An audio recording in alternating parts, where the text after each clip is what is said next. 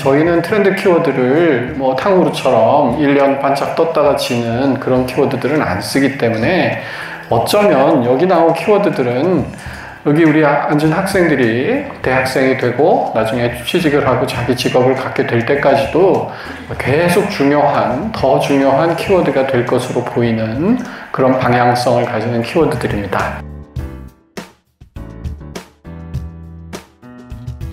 첫 번째는 분초사회라는 키워드입니다. 그 가성비란 말 있잖아요. 요새 사람들은 시성비. 내가 시간을 얼마 들였는데 이만큼의 성과가 있다. 그런 얘기를 할 수 있으면 사람들이 시간을 되게 중시하게 됐다 하는 것입니다. 요새 사람들이 행동하는 것을 보면 굉장히 시간 개념이 바뀌었다 하는 것을 느낄 수 있습니다. 여기 코리안 타임이라고 기억하세요? 고개를 너무 격하게 흔드시면 연식이 나옵니다. 우리 옛날에는 뭐 강의 이런 거 하면 한 20분 늦게 시작하고 그랬어요. 뭐 밖에 길이 막히니까 조금만 있다. 근데 요새는 안 그러죠. 그럼 기다리는 사람 뭐예요? 제 시간에 온 사람들. 요새 그냥 제 시간에 시작한다. 우리 연구원들이요, 이렇게 헤어지면서 회의 시간 잡는 거를 봤는데 이따 5시 47분에 보자? 그러고 헤어지더라고요.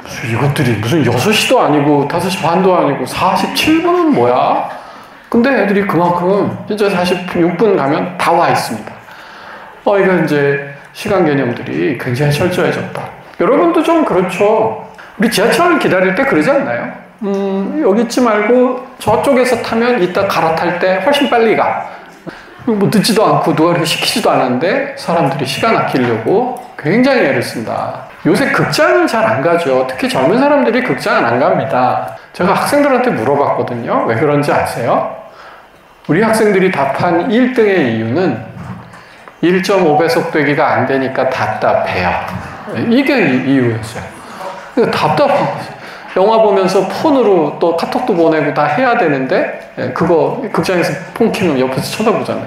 그러니까 답답해요. 이런 거예요. 시간들이 굉장히 중요해졌다. 분초사회가 된 이유는 우리가 너무 바빠져서 그렇다가 아닙니다. 그게 아니고 우리 경제의 패러다임이 바뀌면서 시간에 대한 개념이 같이 바뀌었다 하는 것입니다. 뭐냐면 예전에는 우리가 소유의 경제를 살았어요. 소유물이 중요한 경제입니다. 저는 소비를 왜 저렇게 비싼 물건, 좋은 물건을 사려고 할까 되게 궁금해 하거든요. 왜 그럴까요? 좋은 물건이 좋은데 숨은 이유가 하나 있어요. 남들이 나를 어떻게 볼까? 그래서 시계나 옷이나 자동차나 이런 거 살 때 이런 걸 사면 조금 나를 더 괜찮게 보지 않을까? 뭐 이런 생각을 하는 거죠. 물론 나도 기분이 좋고요. 그래서 좋은 물건을 사는데 돈을 다 씁니다. 그래서 소유물이 중요한 경제, 이런 것들을 소유경제라고 부릅니다. 왜냐하면 남의 시선이 되게 중요하기 때문이죠. 한국 사람은 특히 좀 남의 시선을 더 의식하는 소비를 해요. 근데 요새는 물론 물건도 물건이지만 어디 맛집을 가서 맛있는 거 먹고 온다든지 좋은 데 여행을 갔다 온다든지 무슨 호텔 좋은 데 가가지고 하루 자고 온다든지 재밌는 영화나 무슨 취미생활이나 이런 거를 하는데 돈을 더 씁니다. 이런 걸 다 경험이라고 불러요. 그래서 이걸 경험경제라고 부릅니다. 사람들이 경험하는데 돈을 더 쓰기 시작했다. 근데 중요한 게 있습니다. 소유를 하기 위해서는 뭐가 제일 중요할까요? 돈. 그죠? 돈이 있어야 소유물을 많이 가질 수 있잖아요. 그러니까 어떻게든 돈을 벌려고 해요. 그래서 내가 가진 정보, 자원, 시간, 경험 이런 것들을 다 돈을 버는데 갖다 씁니다. 그러니까 하루 종일 검색해가지고 최저가 찾아내고 좋아하고 이제 이러는 거죠. 근데 경험을 잘 하려면 뭐가 필요하죠? 네, 시간이 필요합니다. 우리가 아무리 돈이 많아도 2시간 안 내고 영화 볼 수 없어요. 그죠? 어쩌면 돈보다 시간이 더 이제 중요한지 모릅니다. 돈은요, 열심히 벌어서 은행에 쌓아놔도 돼요. 그래서 필요할 때 꺼내 쓸 수 있고, 정 부족하면 남한테 빌려와도 돼요. 근데 시간은 누구도 쌓아둘 수도 없고, 빌려올 수도 없다. 정말 가난하나 부자나 하루 20시간 공평하게 받고, 그거를 잘 쓰는 그런 시대인 거죠. 거기다가 더 큰 문제가 있습니다. 지금부터 우리 학생 여러분 잘 들어보세요. 주변에 시간 도둑이 되게 많아졌어요. 좋은 말로 하면 재밌는 일이 너무 많아요. 그러다 보니까 과연 이 시간을 어떻게 관리할 것인가 하는 것이 굉장히 중요한 이슈가 됐습니다. 그러니까 단지 여기 학생 여러분, 시간 쪼개서 공부 더 열심히 해야 돼요, 이 얘기를 하려는 게 아니에요. 자기가 자기 시간을 컨트롤할 줄 알아야 한다. 그래서 굳이 표현하면, 여러분 우리 시계바늘이 이렇게 돌잖아요. 초침이 도는데 전 이렇게 비유하고 싶어요. 시계바늘을 내가 밀고 가는 사람이 되어야 하는데 어느 순간에는 초침이 나 등을 밀어가지고 막 밀려다니면서 사는 삶을 살게 됐다. 그래서 아까 말씀드렸듯이 요새 청소년들은 너무 재밌고 너무 시간 뺏어가는 것들이 많아가지고 그것에 밀려서 살다 보면 그 메타자아를 가질 기회를 잘 갖지 못하는 것 같아요. 그 일기 쓰는 거 되게 학생 때 권장하고 그러는데, 저도 글 쓰는 게 직업인 사람이지만 일기 쓴다고 글이 좋아지지 않습니다. 별로. 약간 좋아질 수는 있죠. 글은 고칠 때 좋아지거든요. 근데 일기는 막 쓰고 나서 문장이 안 좋아 하고 막 고치고 이러지 않잖아요. 일기의 진짜 효용은 글쓰기가 아니고 자기를 돌아보는 시간을 갖는 것입니다. 방금 말씀드린 대로 트렌디한 시대에, 이렇게 트렌드가 급변하는 시대에 가장 중요한 능력입니다. 자, 내가 비디오 가게를 하고 있어요. 열심히 내가 아침부터 막 더 여는 시간을 밤 11시로 늘려가지고 이제 가게를 열고 있는데 오는 손님은 자꾸 줄어들어요. 더 열심히 못해서 그런가 봐. 더 열심히 하자. 막 이제 이게 아니죠. 왜 안 올까, 손님이? 나는 잘하고 있나? 시대는 어떻게 바뀌고 있나? 이거 그만둬야 되나? 그렇다면 어떤 일을 해야 되나? 이런 소위 지금 하는 비디오 가게 운영에 관한 생각이 아니라 내가 무엇을 어떻게 잘하고 있는지를 스스로 판단할 수 있는 능력, 그걸 메타자라고 부를 수 있는데, 나는 잘하고 있는가? 나를 지켜보는 나죠. 그 역량을 굉장히 필요로 하는 시대를 맞고 있는데, 너무 어릴 때부터 이렇게 시간에 휘둘려가지고 재미있는 것들에 주의를 온통 빼곡해서 1분 1초도 내가 뭔가 하고 있지 않으면 불안하고 견딜 수 없는 상황이 되면 메타자아를 기를 수 없다는 것입니다. 그러고 나면 계속 남들이 하라는 것만 하게 되는 거죠. 그러니까 오롯이 나에 대한 평가를 내 스스로 해야 되는 그런 분위기는 계속 커지고 있는데, 오히려 그럴 수 있는 자기 성찰의 시간, 자기 성찰의 기회는 계속 줄어들고 있다. 그래서 저는 제일 강조하고 싶은 것은 한 걸음 멈춰서서 할 수 있는 시간을 내가 통제할 수 있는 방법을, 그 능력을 키워야 한다는 것입니다. 여기까지 얘기하면 교수님, 그러면 그 시간 어떻게 하면 그런 능력을 기를 수 있을까요? 어떻게 하면 내 시간을 조금 더 소중하게 잘 쓸 수 있을까요? 제가 볼 때는 선택과 집중이 매우 중요하다. 내가 하고 싶은 거, 해야 할 일과 하지 말 것, 하면 안 되는 것을 구분하고 내가 필요한 것에 시간을 몰아쓰는, 왜냐하면 24시간은 정해져 있기 때문이죠. 그게 되게 중요하다. 두 번째는 평균 실종이라는 키워드입니다. 모든 분포는 저런 평균적인 분포를 가진다, 이런 생각을 가지고 있었는데 아닙니다. 요새 보면 이 평균이 잘 적용되지 않는 시대를 맞고 있다. 대표적인 게 양극화예요. 첫째로 많이 얘기하는 게 이제 경제적인 양극화입니다. 빈부의 격차가 자꾸 심해지는 것이죠. 자본주의라는 게 뭐예요? 자본을 갖고 있는 사람이 더 자본을 버는. 그러니까 자본을 많이 갖고 있는 사람들이 훨씬 더 빈부의 격차를 갖는 그런 시대가 됐죠. 우리 이제 보통 부가 불평등하다 이럴 때 삼각형 얘기하거든요. 근데 아니라는 거예요. 이렇게 압정처럼 정말 돈 많은 사람 뾰족 튀어나오고, 그러니까 돈 많은 빌 게이츠나 무슨 앨런 머스크나 이런 사람은 정말 어떤 나라보다도 돈이 많죠. 그리고 나머지는 평지에 쫙 깔린다는 거예요. 그러니까 이 부의 격차는 1대 99도 아닌 거죠. 금년부터 더 걱정되는 건 뭔지 아세요? 인공지능의 탄생입니다. 인공지능을 사용할 줄 알고 인공지능의 원천 기술을 가지고 있는 소수와 그렇지 못한 다중으로 확 나뉜다. 그러니까 평균이 이제 더 이상 사라지고 이런 쏠림 현상들이 너무 강해진다. 이게 경제적으로도 그렇고요, 사회 문화적으로도 많이 그렇습니다. 근데 현대 취향들은 너무나 다양해지면서 평균 내기가 어려워졌다. 이거는 제가 오히려 우리 여기 함께 오신 부모님들께 말씀드리고 싶습니다. 우리는 평균적인 사고의 틀 속에서 자라났거든요. 근데 그 틀로 우리 아이들을 지도하기가 되게 어려운 시대가 오고 있다는 것입니다. 우리 자녀들의 진로를 찾아줄 때 이제 평균적인 생각을 하면 안 된다. 평균적으로 이런 직업, 이런 진로를 가지면 적어도 뭐 어느 정도는 살았다라는 전제가 이제 되게 흔들리고 있다는 거죠. 중요한 것은 자기가 잘할 수 있는 일을 빨리 찾아주는 것입니다. 그래서 되도록이면 좀 다양한 경험을 해보고서 나는 이건 아닌 것 같다라고 얘기하는 게 맞다. 이것도 굉장히 중요합니다. 아까 제가 선택과 집중을 하는 것이 시간 관리하는 가장 핵심이다 이 말씀을 드렸는데 포기할 것을 금방 찾아내는 게 얼마나 중요한데요. 그래서 뭐 요약하면 평균 실종의 시대에 우리는 평균에 머무르는 인재가 아니라 정말 나의 재능을 완전히 잘 발휘할 수 있는 그런 인재로 자라야 하고, 그러기 위해서는 다양한 시도를 통해서 내가 무엇을 잘하는지 찾아나갈 것이 아주 중요하다. 이 말씀을 드리고 싶습니다. 세 번째는 호모 프롬프트라는 키워드인데요. 이건 인공지능 이야기입니다. 지도학생 중에 되게 괜찮은데 단점이 하나가 남의 지적받는 걸 못 견딥니다. 근데 논문을 지도하는 건 당연히 뭔가 지적을 해야 되는데 되게 힘들죠. 근데 장점도 있어요. 얘는 지적 안 받으려고 정말 준비를 많이 해옵니다. 얼마 전에 이제 논문을 들고 왔는데 얘가 뭐라는지 아세요? 잘했는데? 그랬더니 제가 쓴 모든 논문을 다 챗GPT한테 읽힌 다음에 자기 글을 넣고 이걸 김난도 교수님이라면 뭐라고 답할까? 이렇게 물어봤다는 거예요. 그래갖고 지적될 것 같은 거를 자기가 다 보완해서 왔다는 거예요. 야, 대단하지 않아요? 챗GPT는 그래서 우리가 뭐라고 물어보느냐에 따라 되게 다릅니다. 어떻게 묻느냐가 되게 중요하고 그 어떻게 묻느냐를 프롬프트라고 부릅니다. 이 그림 되게 유명하죠. 이 그림이 스페이스 오페라 극장이라는 그림인데 인공지능 시대의 탄생을 알린 그림이에요. 2022년에 미국의 콜로라도주에서 디지털 아트 대회를 했는데요.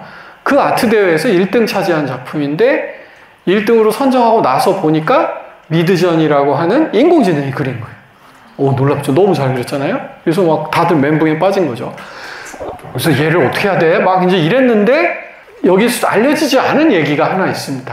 저거는 제이슨 앨런이라고 하는 어떤 게임 디자이너가 그린 그림인데 미드저니로 그린 건 맞아요. 근데 저걸 그리려고 프롬프트를 900번가량 줬대요. 그러니까 한 방에 이거 뭐 좀 그려봐 이게 아니라는 거죠. 그러니 여러분은 어떻게 생각하세요? 이 그림은 사람이 그렸을까요? 인공지능이 그렸을까요?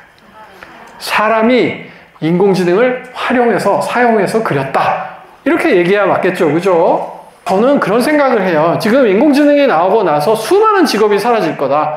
이제 인공지능이 나오고 나서 사라지지 않는 직업을 우리 학생들이 택해야겠다. 뭔 직업이 좋을까? 다들 그렇게 질문하시는데 저는 약간 포인트가 다르다고 생각합니다. 인공지능이 사람을 대체하는 것이 아니라 인공지능을 활용하는 사람이 인공지능을 활용하지 못하는 사람을 대체하는 것이다. 이렇게 표현하는 것이 정확하다. 인공지능 그 자체가 목적이라기보다는 내가 할 수 있는 일을 더 좋게 해줄 수 있게 한다 하는 거예요. 예를 들면 이런 거예요. 인공지능으로 대체되지 않을 직업은 미용사들, 헤어드레서나 배관공 이런 분들이다. 이렇게 말씀을 하는데 물론 맞죠. 뭐 인공지능이 와서 글쎄요. 로봇이 머리를 깎아줄까요?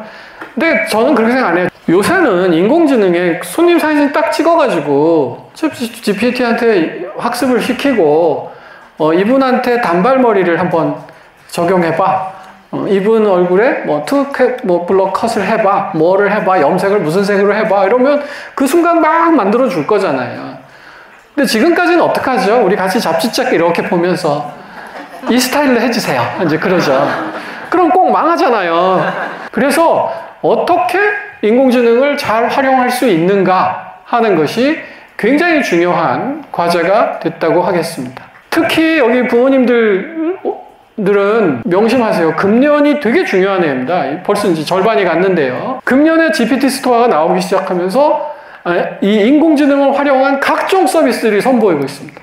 그러니까 누구는 이력서 써준다. 그럼 난 이력서 쓸 일 없어. 뭐 누구는 그림, 동영상 만든다. 난 동영상 만드는 거 상관없어. 그렇게 생각하지 마시고 다양한 인공지능 서비스를 내 업무에 활용할 수 있을까 없을까, 어떤 서비스가 존재하는가, 이거를 계속 찾아가면서 그 활용도를 높이는 것이 되게 필요해졌다 하는 것입니다. 금년이 첫 해입니다.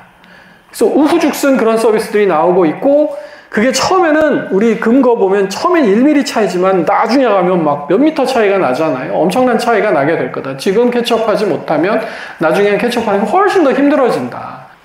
그래서 인공지능과 컴퓨팅에 대한 기술적 역량을 기르는 것이 되게 중요하다. 그 다음 키워드는 언택트라는 키워드입니다. 언택트는 사람과 사람이 만나지 않는 기술이라는 뜻인데요. 언택트는 디지털이기 때문에 가능한 거잖아요. 역설적이지만 아날로그 역량이 너무 중요해졌다. 이 얘기를 하고 싶습니다. 여러분 기생충이라는 영화 봤어요? 그 영화 보시면 첫 장면에서 그 송강호 씨네 되게 가난한 집 아이들이 그냥 무료 와이파이 잡으려고 막 집에서 떴다 막 이러고 있죠. 난리를 치는데 그 되게 잘 사는 집 이성균 씨네 집 아이는 뭐 하고 놀죠? 컴퓨터 게임하고 놀지 않습니다. 잔디밭에 텐트 치고 인디안 화살 쏘고 인디안 놀이하고 놀아요. 저는 이 대비가 뭘 말하냐면 이제 아날로그는 빈자, 가난한 사람의 공간이 됐고 디지털은 아날로그는 부자의 공간이 됐다 하는 것입니다. 전자상거래에서 어떻게든 싸게 사보려고 막 기다리고 그러는데 진짜 돈이 있으면 어떡하죠? 백화점을 가요. 이렇게 사면 되게 비싸죠. 그죠? 시간도 많이 들고. 하지만 럭셔리는 그런 데서 오는 거거든요. 아까 경험이 중요하다고 그랬잖아요. 그래서 이제 진짜 부가가치는 아날로그에서 나온다 하는 것입니다. 디지털은 아까도 말씀드린 승자가 독식하는 시장이고 너무나 경쟁이 치열한 시장이 됐죠. 이건 전세가 바뀐 거예요. 우리 옛날에는 다 같이 아날로그 시대를 살았어요. 근데 이제 디지털이 막 컴퓨터가 나오기 시작하고 이러니까 그때 나온 말이 디지털 디바이드란 말입니다. 그 디바이드라는 건 격차가 난다. 아까 양극화 얘기인데 디지털을 잘 쓰는 사람은 돈도 많고 많이 배우고 해서 더 많이 쓰니까 더 잘 쓰고 그럴 기회가 없는 사람은 더 못 쓰고 그러니까 이 격차가 자꾸 벌어져서 야 큰일 났다 이거 어떡하냐 막 이제 이랬단 말이에요. 그래서 정부는 또 교육청은 이 디지털 디바이드를 줄이려고 무지하게 많은 투자를 했습니다. 그래서 실제로 우리 어린 학생들한테 코딩도 가르치고 막 패드도 나눠주고 막 디지털 교육 많이 해서 사실 지금 아주 일부를 빼면 막 디지털 역량이 아주 떨어져서 컴퓨터나 폰을 못 쓰는 사람 없잖아요. 오히려 이걸 너무 많이 써서 문제가 되는데 이제 진짜 역량은 어디서 나타나기 시작하냐면 방금 말씀드린 대로 아날로그에서 나오기 시작했다. 그래서 여유 있고 돈 있고 시간 있는 사람들은 좀 더 아날로그적인 경험을 많이 하면서 대인관계라든지 아날로그적인 스킬이 되게 풍부해지는데 그렇지 못한 사람들은 제일 저렴한 게 디지털이니까요. 방 안에 처박혀가지고 계속 컴퓨터만 하고 그 사람은 실제로 전화도 별로 해본 적이 없으면 이제 밖에 나가서 일을 하고 사람을 대하는데 지장이 많아지는 거죠. 앞으로 경쟁력은 이 아날로그 역량에서 온다. 그 다음은 워라벨이라는 키워드인데요. 워라벨은 워크-라이프 밸런스, 회사에서의 일과 인간으로서의 삶과 이 두 가지의 밸런스, 조화를 되게 중시하는 생각입니다. 아직 학교에 있는 친구들한테 워라벨을 지키자 말자 이 얘기를 하고 싶은 게 아니라 저는 대한민국을 살아가면서 또는 트렌드 시대를 살면서 되게 중요한 것이 입장을 바꿔놓고 생각하는 태도가 아주 중요하다. 사람은요, 환경의 존재이고 자기가 주어진 환경 속에서는 항상 가장 합리적이고 가장 최적화된 판단을 내립니다. 그건 어느 사람이라도 마찬가지예요. 제가 트렌드를 연구하면서 느끼게 된 것은 세상에 이상한 사람은 없다는 거예요. 쟤네들은 왜 저래? 이상해. 근데 이상한 거 아니에요. 걔네들의 자라온 환경과 입장에서 생각하면 당연히 저렇게 생각한다는 거죠. 그래서 여기 학생 여러분은 우리 엄마 아빠는 너무 이상해. 맨날 뭐 꼰대 같은 소리만 하고 그러지 마세요. 그분들이 자라올 때는 그럴 수밖에 없었던 시대적 배경이 있고 여기 어르신들도 마찬가지예요. 아이들이 자라나고 있는 새로운 시대는 굉장히 다른 환경을 맞고 있는 거예요. 그걸 서로 교차해서 이해했을 때 상호 이해가 되고 합리적인 대화가 되기 시작하는 거죠. 워라벨에서 제일 중요한 포인트는 뭐냐면요. 정체성의 문제예요. 정체성은 나는 누구인가 하는 문제거든요. 옛날에는 나는 조직인이라고 생각했어요. 나는 무슨 회사 다니는 무슨 자재과 과장, 부장이라고 생각한 거죠. 그러니까 휴일에도 내 정체성이 변하는 건 아니잖아요. 일요일날 업무 전화 와도 당연히 내일이라고 생각을 하는 거예요. 요새 젊은 사람들은 이 회사를 평생 다닐 생각이 없어요. 그렇다면 내가 이 회사를 위해서 내 모든 것을 희생할 생각은 없는 게 당연하고 합리적인 거죠. 그렇다면 여기 조직을 관리하시는 분들은 어떻게 관리해야겠어요? 너의 성장과 우리 조직의 성장이 같은 일이다라고 계속 인센티브를 주고 교육을 하고 그렇게 제도를 만들어 가는 것이죠. 옛날에는 나의 조직의 성장이 나의 성장이라는 이퀄이 아주 쉽게 성립했기 때문에 그런 문제가 없었는데 지금은 조직의 성장과 구성원의 성장을 어떻게 동일시킬 것인가 하는 것이 조직관리의 핵심이 됐다. 마지막으로 공정사회의 도래입니다. 사회의 공정성이 되게 중요해졌다. 특히 우리나라가 공정에 대한 느낌이 굉장히 민감해요. 우리가 공정하지 않다는 것은 뭔가를 차별한다는 뜻인데 한국은 그동안 몇 가지 차별을 되게 당연하게 생각했어요. 첫 번째가 나이에 대한 차별, 장유유서라고 하죠. 무조건 어린 사람은 나이 많은 사람에게 양보해야 된다. 근데 그게 아주 불공정하진 않아요. 왜냐하면 나도 조금 있으면 나이가 많아지고 내 후배가 들어올 거기 때문에 걔가 이제 또 나한테 연장자 대접을 해주면 네, 그러면 되는 거죠. 또는 남녀 간의 성역할에 대해서도 고정관념이나 차별성이 존재했고요. 또 회사 안에서 보면 아까 얘기한 대로 자기 실력이나 아날로그 능력이나 이런 것보다는 뭐 어느 학교를 나왔느냐, 뭐 어느 지역의 출신이나 또 특정 회사마다 뭐 어느 고향 가진 사람들이 더 승진을 빨리 하고 이런 경향들이 다 있었단 말이죠. 근데 시대가 바뀌었습니다. 이제 그런 불평등을 참지 못하는 거죠. 이사님을 중심으로 회사에서 프로젝트 팀이 하나 구성이 됐대요. 그래서 이제 업무 회의를 하다가 상무님이 이제 팀장인데 막내한테 이런 일을 시키니까 막내가 저희 연봉 받는 걸로 n분의 1을 하면 어떨까요? 상무님이 제일 많이 하셔야 같은데 뭐 이런 얘기를 했다는 거죠. 그래서 다들 기함을 했다고 생각하는데 저도 학교에 있지만 애들 요새 팀 프로젝트 주면 너무 싫어해요. 프로라이딩 하는 게 애들이 너무 많다는 거죠. 심지어는 보고서에 아무개 30%, 아무개 70%, 아무개 0% 그게 한 번도 안 왔다 이거지. 근데 똑같은 학점 받는 건 있을 수 없다는 거예요. 회사에서 왜 자꾸 그런 일이 있냐면 사실 실무는 내가 다 했어도 좋은 성과가 나오면 승진의 공은 다 우리 팀장님, 상무님께 다 돌리죠. 왜 그러겠어요? 내가 이 회사에서 저 위치가 됐을 때 또 우리 부하들이 나한테 그렇게 해줄 거란 말이에요. 그런 상하 간의 교환 관계 같은 거 있죠. 선배 대접을 깍듯이 하면 선배는 대신 나갈 때 밥값을 계산해 준다. 이제 이런 게 있었는데 이제는 그런 게 무너졌잖아요. 내가 이 회사 오래 다니지 않을 건데 내가 올라가는 상황이 나 지금 평등했으면 좋겠다. 주면 준 대로 받으면 받은 대로 즉각적인 상호 간의 보상이 이루어져야 한다 하는 생각들이 굉장히 강해진 거죠. 그러니까 나이 많은 사람들 입장에서 보면 그 전제는 이해가지 않잖아요.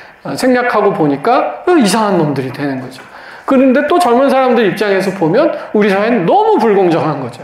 제가 호치민 공항에 갔더니 비즈니스 클래스 탄 사람들은 굉장히 빨리 나가더라고요. 중국에도 저게 있고요. 근데 우리나라에는 저 대한항공